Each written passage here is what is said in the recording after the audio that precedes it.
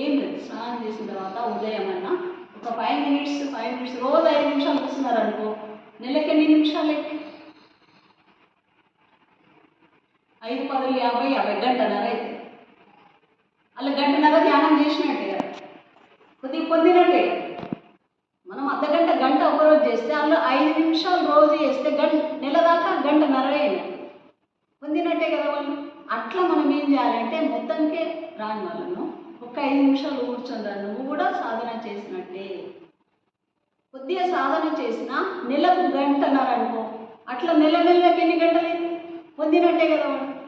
అట్లా ఈ సాధన చేసిన వాళ్ళు దుర్గతి పొందరట, సాధన చేయని వాడు దుర్గతి సద్గతి పొందుతాడట. మళ్ళీ తర్వాత జన్మలో కూడా మళ్ళీ ఇంకా కొద్దిగా పెంచుకుంటాడు అన్నట్టు పుణ్యం కొద్దిగా మళ్ళీ సాధన ఎక్కువ చేస్తారు. ఎక్కడికి వెళ్ళి ఇదేంటో అట్లా దాన్ని కంటిన్యూ చేస్తారు మొత్తానికి దాని